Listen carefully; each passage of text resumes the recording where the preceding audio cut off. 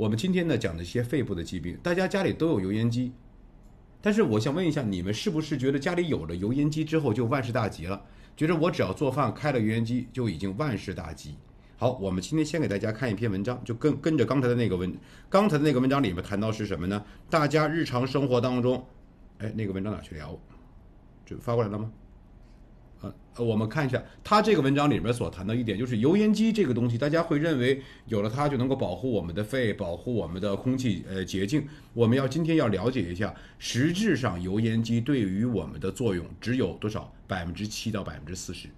因为为什么说油烟机？刚刚我们说很多的科普知识其实就是毫无生活经验跟生活阅历的胡说八道。刚刚的短视频里面说我们要开窗通风，大家在疫情期间是不是你们也都知道要开窗通风？那么我来问你一下，你研究过没有？你开窗之后，这个风是向你家进入的更多，还是向外排出的更多？能理解不？因为我们当开窗之后，比如说我们家里边在开着油烟机，油烟机呢再把你的燃气灶当中的一些油烟，包括我们所谓的这个城市里边所燃烧的，就是这样一个天然气所燃烧的这种带来的这些污染物能够向外排。但是在这个过程当中，如果说你的窗打开了，你的门打开了，这个风吹了进来，会在你的油烟机下面形成了一个乱流。好，我们看看这样的一篇文章里面是怎么说的。这个里边讲了一句话，就是用燃气灶做饭，最新的研究3个小时都散不掉。好，我们看看，这个是中国人的这种烹饪方式。来，我们看看，做饭25分钟，二氧化碳就充斥整个房间。来，所以我们看看，半数家庭在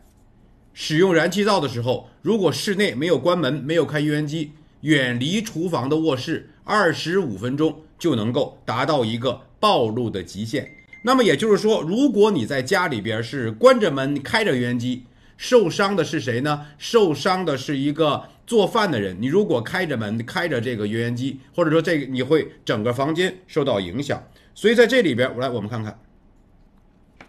在房间里边我们会发现，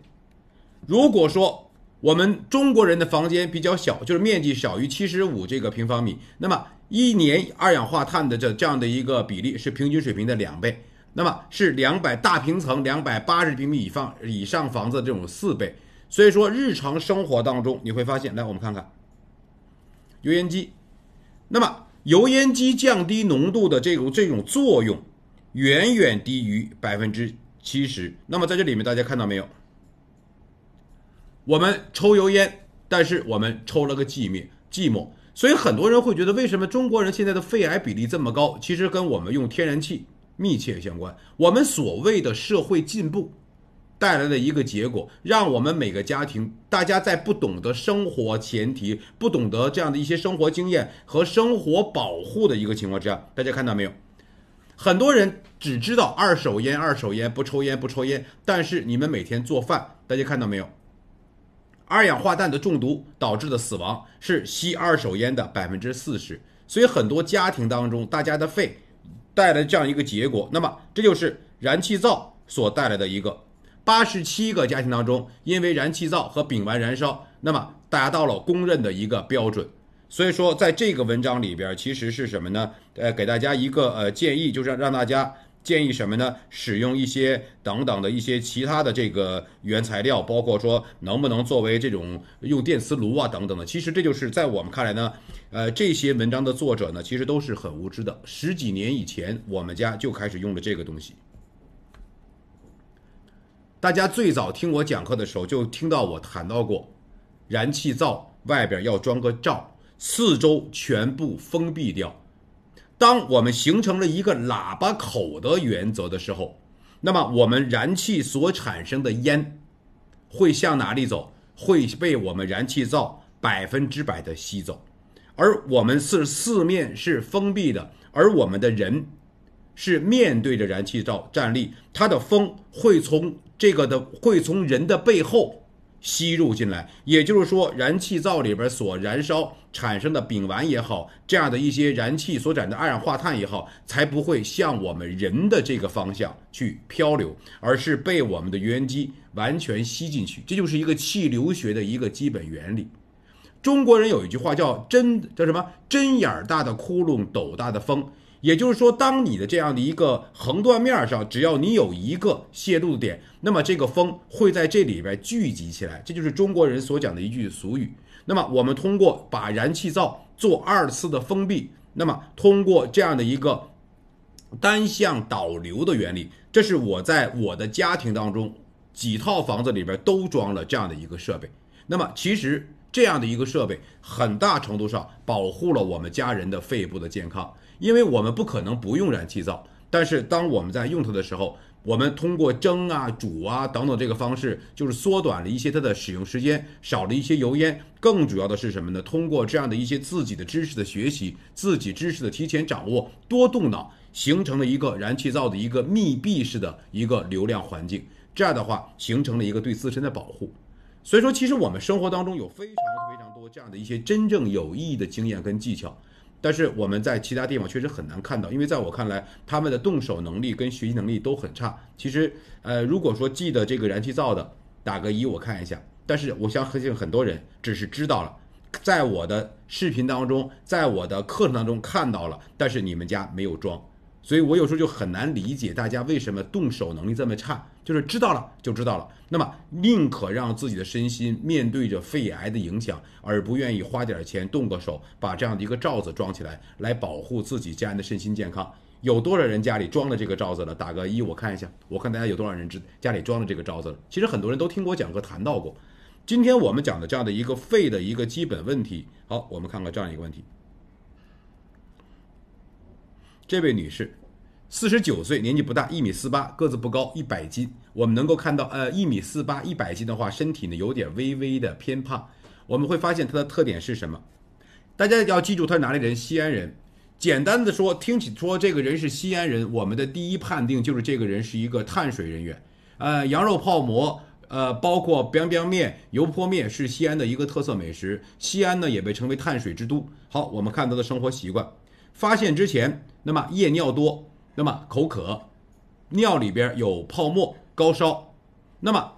到医院去查，那么有出现了这个肌酐长得比较高。1月20号呢被诊断为叫做新月体肾炎，不是新月牙体，是新月体肾炎，急性肾炎。那么出现了这个症状的话呢，因为他没有讲清楚自己的过往的经历，他在前期一定出现过身体的一个严重的感染。某种意义上说，新月体肾炎呢是一个非常严重的急性肾炎，有很大的概率会变成尿毒症。也就是说，自己的身体的肾小球、肾小体迅速的形成了一个新月结构。简单的说，刚刚我们在短视频里面能够看到了我们的肺泡里边有很多血管，那么其实我们的肾小球呢有点类似，肺泡呢是空气囊，是被空气能撑大的。我们的这个肾小体呢，它是一个叫做水球囊，血液在里边流经，那么它是一个过滤的功能。那么当你自己的血液当中含有着非常多的炎症物质和非常多的垃圾物质的时候，一下子激发了自己的这样的一个肾炎。就像我们所谓的一个人一旦接受了这种，我们的肺接触到了病毒之后，出现了严重的这种病毒感染，我们就形成一个大白肺，就是所有的肺泡全都叫做实体化。我们说的这个结节是个小的实体化。刚刚我们在短视频里面讲肺的时候谈到了一个实化，实化就是实体化。肺呢原本是个透明的，是个软的，像个气球一样，可以吹开之后很薄能够透明。但是呢，它产生了实体化，就产生了一大片的这个结节。那么膜玻璃结节就是没有完全的实体化，它是一个模模糊糊的这么一个状态。那么像我们所说的这种肺的实体化就是大白肺，这个就是我们肺的整个的纤维化。那么新月体肾炎呢，就是它整个的肾出现了，就是像新月嘛，像一个新生的月亮一样，一个牙，就是我们满月是一个圆的，就是我们这样一个肾小体，新月就是一个半边啊，一个牙，大家就这么去理解就可以了。这样的话呢，就形成了一个蛮严重的一个肾脏的一个纤维化，就是肾脏的功能要急速性的丧失。所以说他认为在透析的过程当中出现了高血压，但是不太会，大概率是你原本就有高血压，但是你从来不测。因为你曾经出现过夜尿多呀、口渴呀等等的这样的一些诸多的症状，而且日常生活当中的话呢，按照这个西安人的饮食习惯，碳水过多、过咸的这个饮食习惯你生活当中其实你的饮食会特别特别的咸。我不知道你在不在直播间，在的话你可以给我回应一下，那个是不是会有一个特别特别的咸的这种饮食习惯在身边？那么当你吃的特别的咸之后，你的血液当中的含盐量就会非常的高。那么当你的血液当中含盐量非常的高的话，我们所谓的高血压导致的肾病，这是一个非常常见的一个基本的症状。好，我们再看看你的饮食习惯。在纯净生活之前，2个蛋白，医生推荐每日2个蛋白，说蛋白呢蛋白质高，然后你再吃什么？2个桂圆枣煮水，再吃1个精粉馍加几片牛肉。中午1碗干面加猪肉臊子，晚上加稀饭加1个馒头。你发现你这一天当中有1根菜叶没有？这就是我们所说的大多数北方人的一个生活习惯。那么每天早上2个鸡蛋，那么中午1碗干面加猪肉臊子，晚上加上稀饭加馒头，那么再加上什么？可能也还要吃几片牛肉啊，吃精粉馍等等的，这样的一个高碳水，你们吃的猪肉臊子应该就是很咸的，你们的几片这个酱牛肉也是很咸的，每天高盐饮食导致的结果。所以你刚刚在问我一句话，家族有高血压史会遗传吗？我可以告诉你，你们家族里边不会有高血压史，你们不配有高血压。为什么？因为你们祖上不是皇宫贵族。高血压是一个高盐，高血压是一个高糖，高血压是一个高脂饮食带来的结果。中国人所出现的你们认为的家族史，无非就是你看到了你爸你妈，你今年48岁，你的父母应该是在60多岁，接近于70岁左右这样的一个状态当中，就我们就在那70岁左右。所以说大家充其量能看到自己的父母，就是自己的爷爷奶奶。那个年代没有人会去查高血压，那会儿我们不会有测血压这个东西，所以大家不要谈到我们家族里边有高血压，家族里边有什么糖尿病，在你们这一代的上一代才开始去检测，再往上基本上是不会去测的，根本就不知道。所以说，但是你要知道高血压的一个前置性条件，你们全家人的饮食习惯偏咸、偏肉、偏碳水这样的一个饮食习惯，必然会导致你们的三高。好，那么了，我们在现在的话就能够看到，日常的生活当中，在逐步改变饮食结构，你不能逐步改变，因为你已经走到了尿毒症的边缘，要马上的彻底改变整个生活当中，以及就可以把盐完全停掉，完全停掉盐，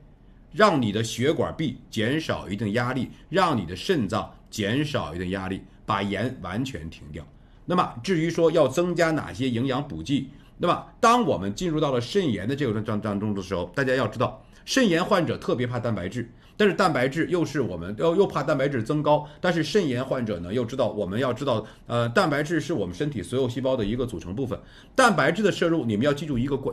句话，我们每一餐不能超过30克。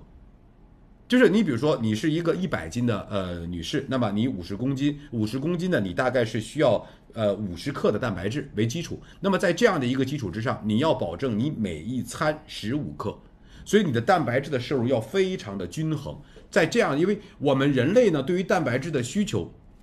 我们只要是一餐超过了30克，就会造成我们给肾脏压力向外排，因为人类是没有储存蛋白质的能力的。人类能存脂肪，就是我们说的是脂肪能够变成了这个人类的这个热量，能够变成我们肾当中的所存在的脂肪能够存起来，碳水我们能存起来，所以我们吃糖多了会有脂肪肝，吃这个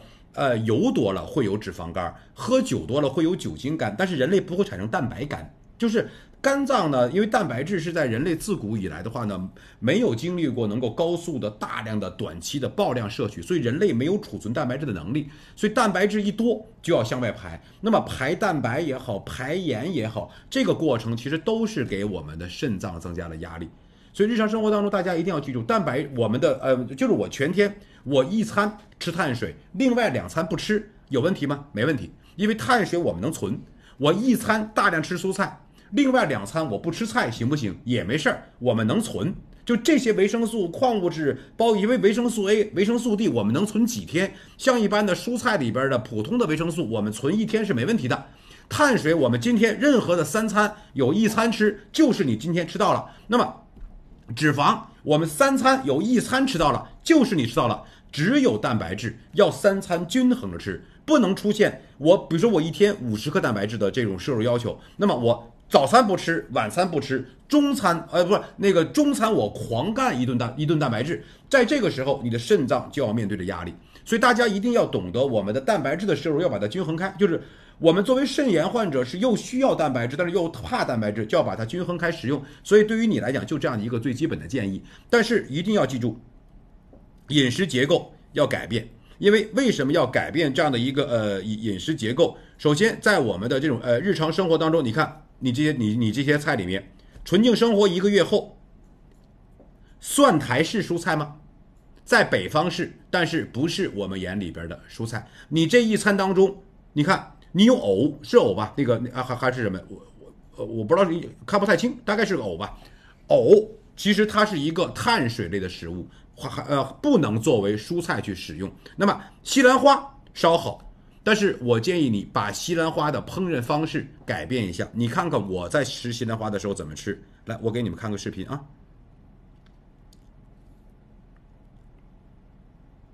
这是我前2天健身之后回家吃的一餐，你看看我的餐桌搭配是什么样子的，你应该比我吃的更清淡才对。好，发过来我给大家看一下，我也在吃西兰花，你看看我的西兰花是怎么做的。来，你看，这是我的一餐，一杯康普茶，这个绿的呢，我用水焯了一点花椒芽，这边呢用水焯了点西兰花，上面淋了点什么呢？醋。然后这边我在健身之前用开菲尔泡了一点点的我们的什么呢？八珍羹。然后我吃的时候里边加了一点点的蓝靛果，加了一点点甜菜粉，加了一点点的亚麻籽粉。那么这样就是我的一餐。你发现没有？你的饮食跟我的饮食差在了哪里？首先第一个，我们每一餐要有绿色蔬菜，那么绿色蔬菜可以焯水可以蒸，但是你的餐里边做不到。那么我这里边会有康普茶，会有这样的一个发酵食物，而西兰花我也只是焯水一下吃，这就是我中午随便健身回来的时候吃的一餐。所以日常生活当中你们一定要记住，我没有任何的疾病，你们是重病患者、大病患者，你应该比我执行的更严格。另外，你既然已经出现了慢性肾炎的这样的一个基本的症状，一定要去做食物不耐受检测，因为你是一个非常严重的肾炎的患者。那么在这个过程当中，大家就要知道你的身体的慢性炎症来自于哪里。刚刚我们说了，高盐饮食促使了你出现了这样的一个高血压，很严重的高血压。那么高碳水饮食导致了你身体当中的这个能量供应过度，所以你吃的就属于我们所讲的纯吃热量不吃营养的一个生活状态。那么食物不耐受能告诉你什么能吃什么不能吃。来，我给你们看一下，这是我家狗的检测结果。来，大家看一下，你看在它2022年7月份的时候，身上是有重度的什么牛皮屑、牛肉、羊肉、玉米，这是不能吃的。那么过了半年，到了12月份又给它做了一个检测，当时就出现了严重的皮炎反应。那么我们很多人都说，像你们出现的肾炎跟皮炎是一样吗？当然一样，因为它就是自身的一个炎症的攻击，只不过我家狗表现在了皮肤上面。好，我们对它的饮食进行了严格的控制。那么到了12月份还是有重度的青霉菌啊、玉米啊、羊肉啊这几个东西，对于它来讲还是一个非常重度的一个基本的反应。好，我们再往下看，又坚持了半年的调整，到了2023年的4月份，它的强度当中，它的重度大家发现没有？它的重度没有了。好，强度只剩下一个马拉色菌。马拉色菌是什么呢？马拉色菌其实就是人类的头皮屑，它对于这个东西对它来讲是比较严重的一个过敏反应。那么所以对他来讲，我们是要人类所产生的这个皮肤干燥之后产生的头皮屑，就是马拉色菌的一种。所以说我们对他来讲的皮肤，包括他能接触的这样的一些小动物，包括尤其是他接触我家猫，我家猫的皮肤的油润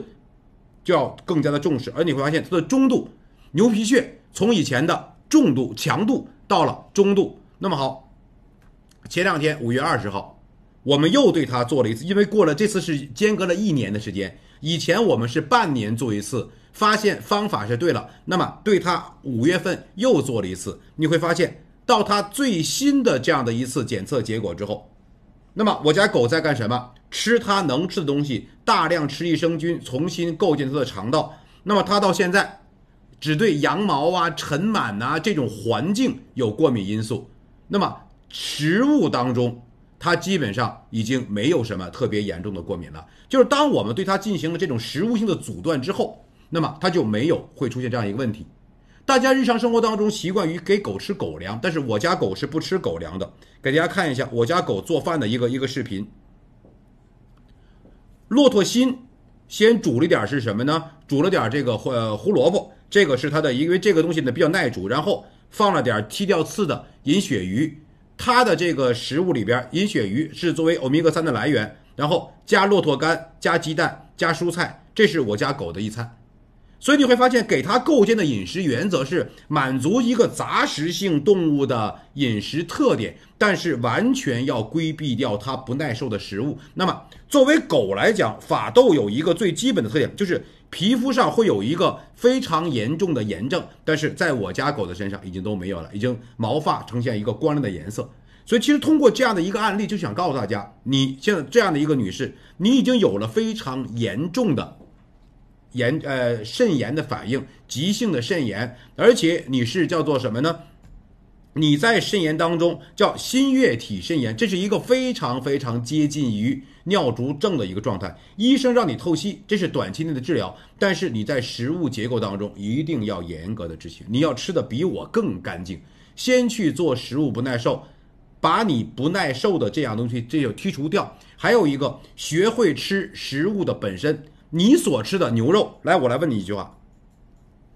精粉膜加几片牛肉，我来问你一下，你这个牛肉的卤料当中包括什么？你知道吗？你根本不知道。我所吃的牛肉就像给我家狗喂的饭一样，只是清水煮。如果我要吃，只是清水煮，不在里边增加任何不相干的调料。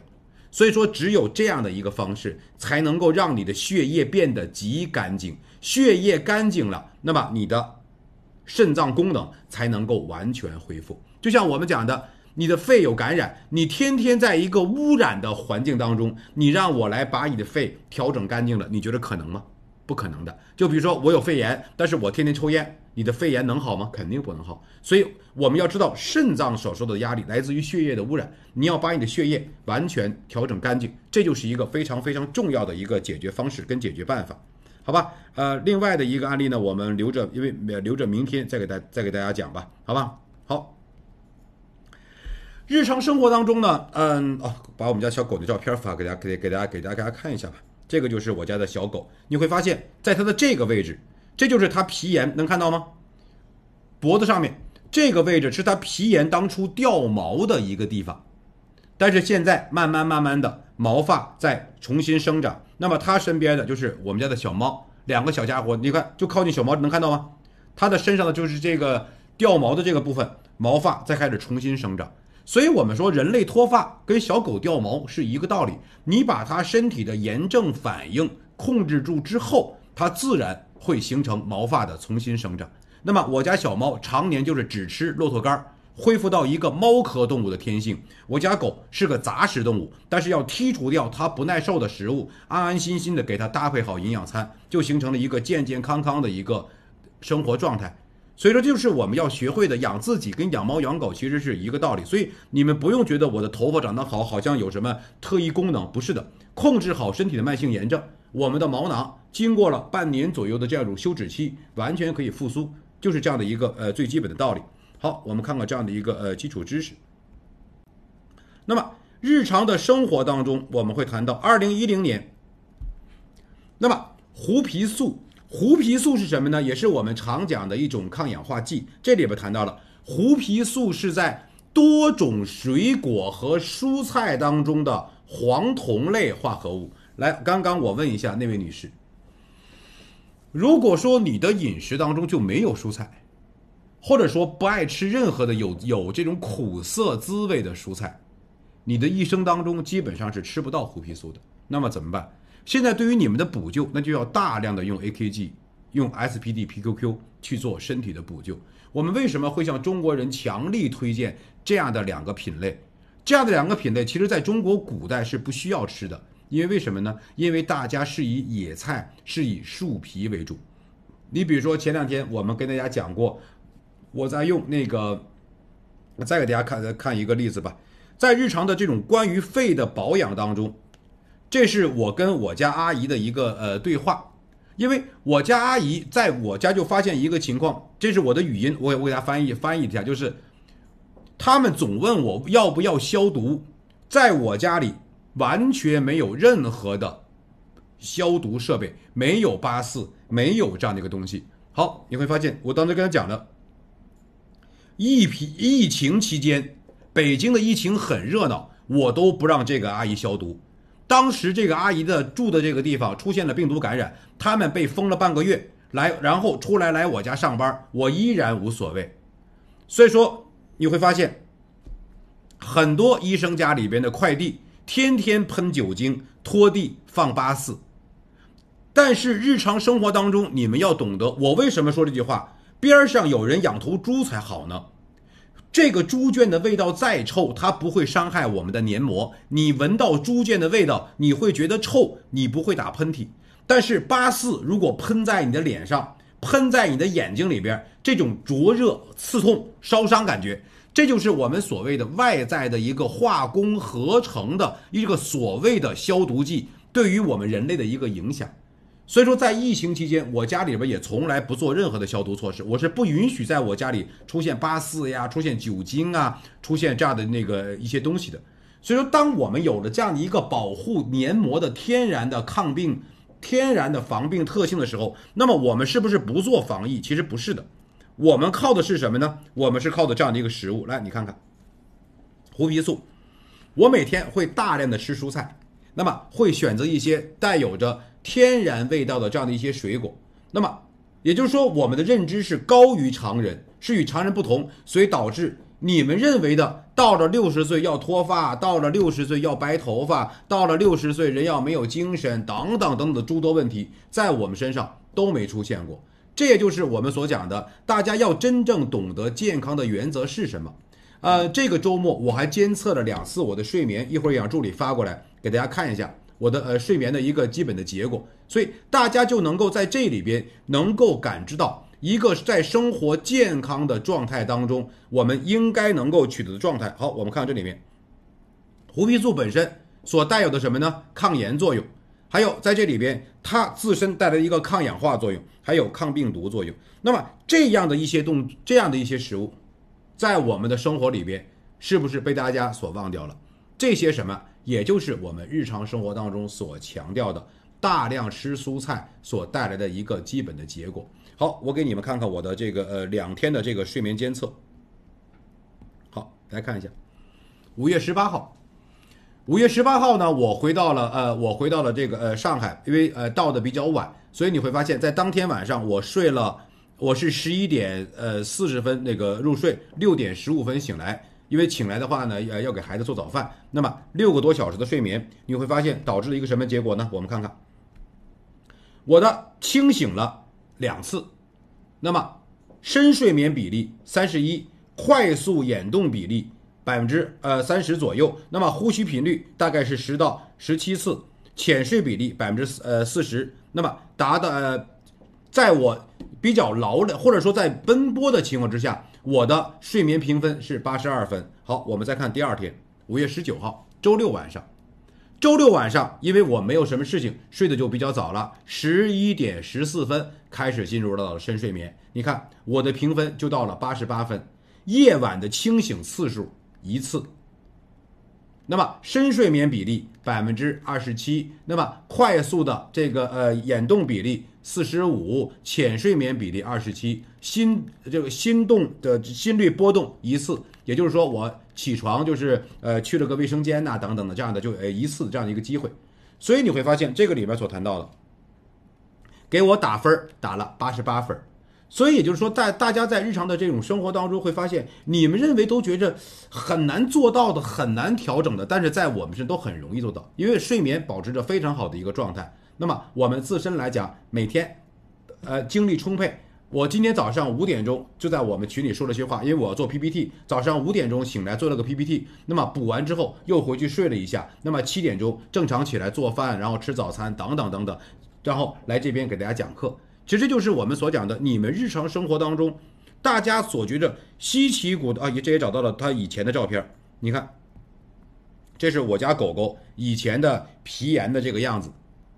很可怜吧？就是因为在它身上发现的皮炎，我们并没有说按照所谓的医生的做法给它去洗呀、给它去涂药啊之类的。我知道这是来自于它内部的一个免疫攻击，那么就带着我家狗去做身体当中的过敏原检测。现在就你看它，这就是一个皮炎导致的一个大脱发嘛，跟人类脱发是一样的。你看它现在的头顶上这个位置上，是不是就完全好好的了？所以这就是我们日常生活当中要知道这样的一个疾病产生的根源是什么，就不要没事去要给自己长期性的什么呢？清热解毒、清除这样的一个过敏性的反应。好，你看这个里面也谈到了胡皮素，它自身来讲能够调节免疫这样的一个功能。我们再往下看，那么它能够抑制身体当中的一些过敏源的产生，所以说维生素 D 也是可以减少我们的肺部炎症。那么其实我们倡导的是一种什么呢？一种严格意义上的生活方式。你如果每天能够完整的去晒太阳，你就可以不用维生素 D。你如果每天能够大量的吃蔬菜，你就可以不用我们的 AKG。但是你看看我们大多数中国人，那位女士，西安女士以前是完全不吃菜，现在吃菜在吃什么？蒜苔，在吃什么？我们所讲的什么呢？那个炒的西兰花，还有什么呢？藕。你会发现他吃的菜还是没有达到我们所谓的抗氧化的一个基本的要求。因为抗氧化这个事情，只有菜在绿的时候吃，你才有作用。菜只要是变黄了，就没有抗氧化的作用了。也就是说，我们所谓的这些抗氧化剂要少切、少洗、少煮，更不能去高温烹饪。所以这就是中国人日常生活当中非常欠缺的一个物质。好，我们在这里大家看到，像刚刚那位女士，我建议你把我们的检查都做一遍，维生素 D 也要去做，对自己身体48岁的身体还是有可能恢复的，重新做一遍评估，和过往过一次告别，换一种生活方式。你毕竟是个78年的人，比我小了接近于10岁，但是你应该看到10岁的差距在你跟我的身上并没有让你觉得我有多老，而相反，你们的身上却出现了这么多的问题。所以当我们在这个社会上去参加很多的活动的时候，看到最担心的其实真的是70后和80初的这批人。这批人一个是无知，再有一个是什么呢？刚刚经历过改革开放之后，我们的生活物资开始供应了，分不出什么叫好牛肉，什么叫坏牛肉，就知道一张嘴怎么好吃怎么来，觉得自己很开心，结果才40-50岁吃出了一身的疾病。我们包括周日参加了一场活动，看到了很多75年前后的一些伙伴，同样是这个状态，胖的、脱发的、脸色黑的，这种人是非常多的。好，我们再往下看，这个里边就谈到了 NAC 也是我们在 AKG 当中重点所使用的一个成分。那么这个里边的主要作用就是什么？ N 乙酰半胱氨酸。那么它不单单是化痰、清除肺炎，它的主要作用是什么呢？是一个非常重要的舒缓气道当中的粘液。那么我们所强化的肺蛋白，我们所强化的谷胱氨肽，其实是这样的一些物质呢，能够产生一定的聚合作用，能够让我们的身体得到良好的保护。所以说，其实在这里面，刚刚那位所出现的这种肾病，那么如果说你是急性肾炎，急性肾炎在医学界把它列为什么呢？把它列为自身免疫攻击。为什么呢？因为当你出现了这样的一个肾炎的这样的一个体征之后，当你出现了我们所讲的我们会出现大家最常见的时候是感冒，最常见的是我们的上呼吸道炎症，它外在受到了病毒、受到了细菌的影响，但是这种病毒细菌，它要经过你的肺才能进血液，它还要经过你的肝才能到达肾。所以说，当你的体内就是你的这个病毒也好，细菌也好，体内的这些炎症因子，一定是让你的身体当中的肝脏也好，我们的免疫系统完全都处理不了了，才会折腾到我们的肾去。这样的话，其实就会导致我们的一个身体的免疫机制一个大爆发。所以说，肾炎患者是一个非常非常痛苦的疾病。既然已经到了这样的一个状态，痛定思痛，改变全家人的生活习惯。并不是说你一个人有了肾炎之后，只要你自己改变，其实你们一家人都要有这个生活意识，都要知道你们家里的这个不良生活习惯会导致的结果。那么这就叫家庭当中的一个影响力。那么我给你们看看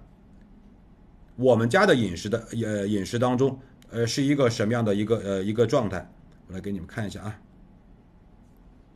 芳芳把我昨天发给你，我找不着你了。